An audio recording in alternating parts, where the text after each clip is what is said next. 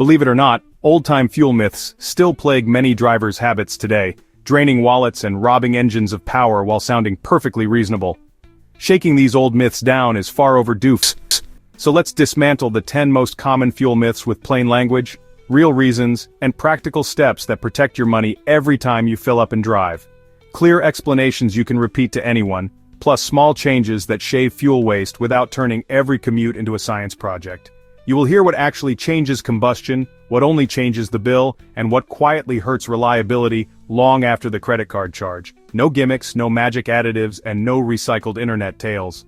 Just what helps, what hurts, and why. If someone in your life swears premium gas is stronger, insists morning fill-ups are a goldmine, or believes dropping a pickup's tailgate turns it into a wind tunnel, you will have the facts to push back, and the habits to prove it. Keep every gallon working as hard as the engine that burns it. Small choices compound, so the sooner you stop paying for myths, the faster those dollars stay in your pocket and your car feels better doing it. Myth 1, premium gas makes every car run better. Octane is not extra energy, it is resistance to knock, the pressure spike that happens when fuel and air ignite too early. An engine calibrated for regular achieves complete combustion and full spark advance on regular, so pouring in premium does not add power or mileage because the computer cannot advance beyond its map. Your receipt gets larger and nothing else changes. Engines that require premium are a different story. High compression, forced induction, and aggressive timing curves rely on higher octane under heat, heavy throttle, altitude, or towing. If the cap or manual says required, use it every time. If it says recommended, treat it as a situational tool. Hot day, steep grades, or a long trailer pull, the knock sensor will intervene less and the engine can hold more timing, which can feel stronger and keep exhaust gas temperatures in a safer window. One more trap, some mountain markets still sell 85 octane. That lower number is not a discount version of regular for modern cars that expect 87 or higher. It exists for older calibrations at altitude. Feeding 85 to a newer engine invites constant corrective timing cuts that reduce power and can chew into economy. The smart rule is simple. Match the requirement printed by the people who tuned the engine, upgrade when operating conditions demand it, and never pay extra just to feel fancy at the pump. Money saved there buys the maintenance that actually preserves performance.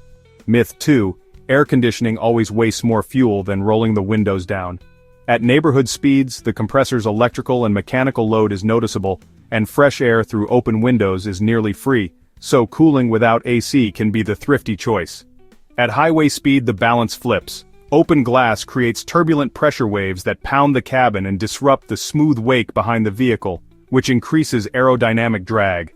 The engine must produce more work to hold the same speed, so the supposed savings disappear.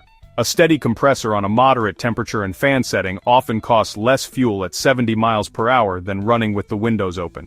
There is an easy rule of thumb. Under 40, favor windows and outside air when conditions allow. Over 40, favor sensible AC and keep the glass up. Keep the cabin set point realistic, not Arctic, and use recirculate after the interior cools so the system chills drier, cooler air and cycles less. Make sure the cabin air filter is clean so airflow is efficient, and keep condenser fins free of debris so heat can leave quickly. On long descents, use the free cooling that gravity gives you and back the compressor off for a moment, then let it cycle normally on the flats. Comfort matters on safety grounds because a cooked, distracted driver wastes fuel with inconsistent throttle. Use AC like a tool, match it to speed and weather, and you will arrive cooler without quietly paying extra at the pump. Myth 3, buy gas at dawn because cooler fuel is denser and you get more for your money. It sounds clever until you remember where the product lives, in massive underground tanks insulated by several feet of soil. That thermal mass keeps temperature remarkably stable throughout the day. Surface air can swing 20 degrees, yet the fuel temperature at the nozzle barely nudges. Any density change across a typical day is measured in fractions of a percent, far smaller than the differences you will see from station pricing, pump calibration, tire pressure, or traffic patterns. Chasing sunrise fill-ups returns pennies at best while costing time, which is its own expense. If you want a real gain, pick stations with consistent quality, keep tire pressures at the door placard, and drive routes that avoid stop and go. Also avoid refueling while a tanker is dumping into the station's tanks. Fresh delivery stirs settled material and moisture, which can travel toward the filters. Modern pumps catch most of it, but waiting a few hours is a simple way to keep the cleanest product flowing. Set expectations correctly. Temperature tricks belong in refinery engineering, not at the consumer nozzle. Spend your attention on habits that change combustion and drag, not on a clock hack that looks smart and pays almost nothing. Keep the morning for coffee, not for chasing mythical density bonuses. If you manage a fleet, negotiate price and supplier standards instead, because contract quality and logistics dwarf any temperature effect an individual driver could ever capture. Myth 4, topping off after the nozzle clicks buys extra range. That click is not a suggestion, it is a calibrated stop that protects vapor recovery at the pump and the evaporative emission system in your car. Forcing more fuel past it can send liquid into the charcoal canister, a part designed to trap vapor only. A fuel-soaked canister bleeds raw odor, confuses purge logic, and can trigger a check engine light for small leaks or incorrect purge flow. Warm starts may stumble until excess liquid evaporates, and in tight evaporative systems, the extra volume can be spit back onto concrete when heat expands the fuel. That is money on the ground, not in the tank. You can also defeat the station's recovery system and end up paying for fuel that is pulled back into the pump plumbing. Best practice is simple. Stop at the first click, replace the cap until it clicks, and leave several centimeters of headspace for expansion. If you need to maximize range for a long stretch, plan the last top off near the root rather than cramming an extra pint into a full tank. Protect the evaporative system, save the canister, and avoid repair bills that dwarf any imagined gain from one more squeeze of the handle. If a pump repeatedly fails to click or spits back early, switch to another dispenser and alert the attendant, because a faulty nozzle or saturated stage 2 recovery can misread tank pressure and cause splashback. Myth 5, let the engine idle to warm up, and idling uses less fuel than a restart. With electronic fuel injection and precise spark control, engines reach efficient temperature fastest under light load while moving. If you will be stopped more than about 10 seconds, shutting off and restarting uses less fuel than idling. That is the logic behind automatic stop-start on many models. Long idles also allow cool combustion, soot formation, and condensation that can collect in exhaust systems on short trips. Oil takes longer to reach full temperature, which delays additives from doing their job. In winter, the right move is short and boring. Start, clear the glass, fasten the belt, and roll out gently. Keep revs low until the temperature gauge lifts and the transmission has a minute to circulate fluid. Heater output will improve sooner too, because the coolant warms faster under load than at a standstill. For turbocharged engines, avoid heavy boost until oil is warm, then give the turbo a few seconds of easy running before shut down after a hard pull. Parking lot reality matters as well. If you are waiting with the engine off, the cabin does not need to turn into a freezer. Cycle the engine for a minute every so often, then shut it down again. That pattern still saves fuel and keeps windows clear without the penalties of a 15-minute idle. Idling feels comforting, but the most comfortable thing for the car and your wallet is gentle motion and smart restarts. Myth 6, a dirty air filter crushes mileage in modern cars. That belief is a leftover from the carburetor era when restricted airflow pulled richer mixtures and wasted fuel. Today, the mass airflow sensor, manifold pressure sensor, and oxygen sensors let the computer hold the mixture on target even as the filter loads. A clogged element still matters because it limits peak airflow, dulls throttle response, can raise turbo inlet vacuum, and may send sensor readings out of range at high load, but the dramatic miles per gallon drops people claim are unusual. Replace on schedule or sooner if you drive dusty roads. Inspect the housing for leaves and grit, because debris that bypasses the seal can foul the mass airflow sensor and create real drivability issues. Choose quality elements that fit the airbox correctly, not knockoffs that leave gaps. If you run an oiled performance filter, oil it lightly and allow it to cure before installation so excess oil does not coat the sensor wire.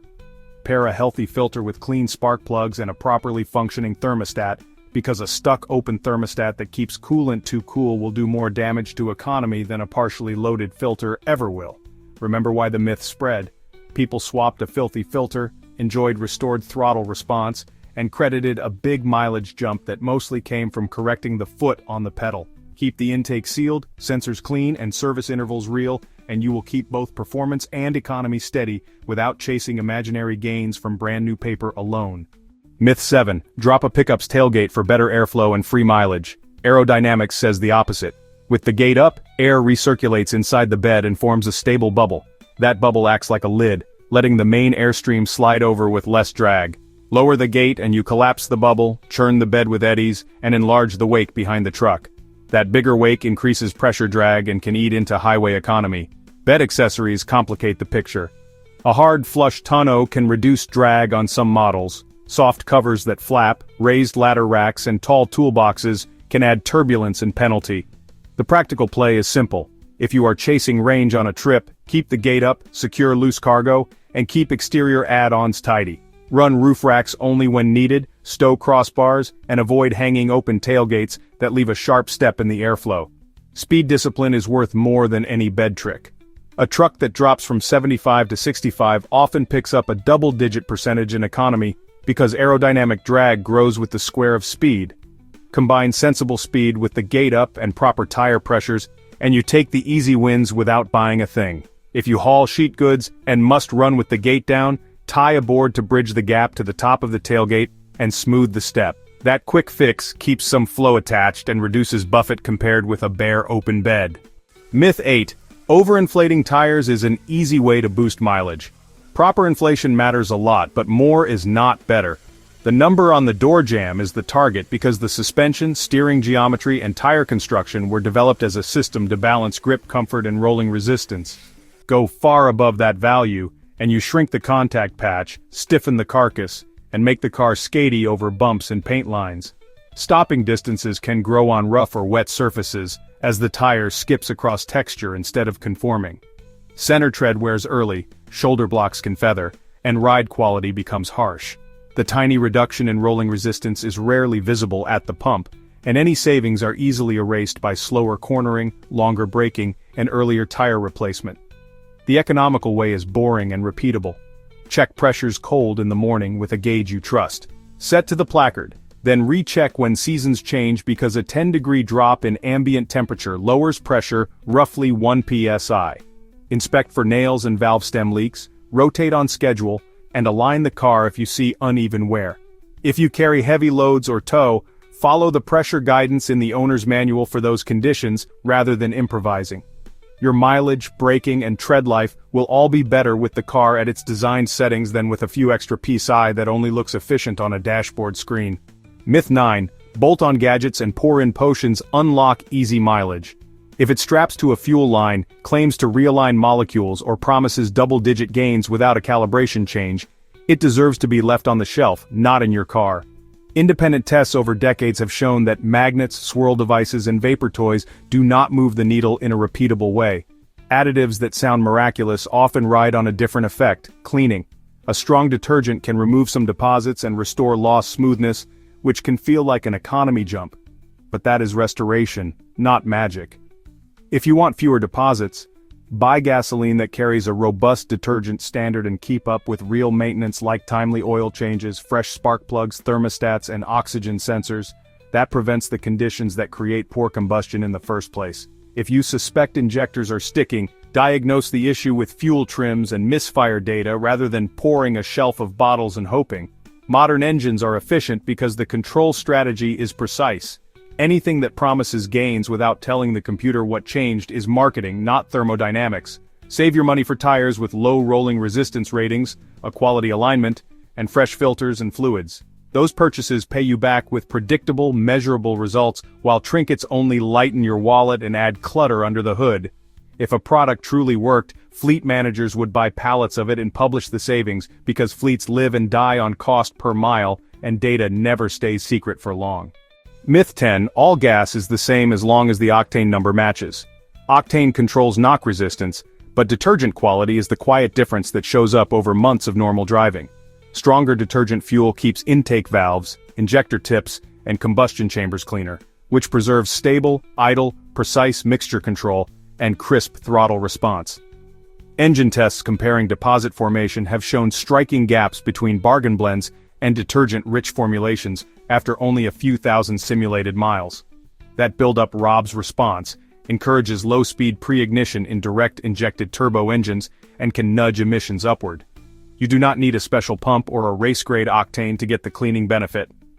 Simply choose brands that advertise a robust detergent package and stick with them. Over time, the higher detergent level will clean some existing deposits and slow new ones.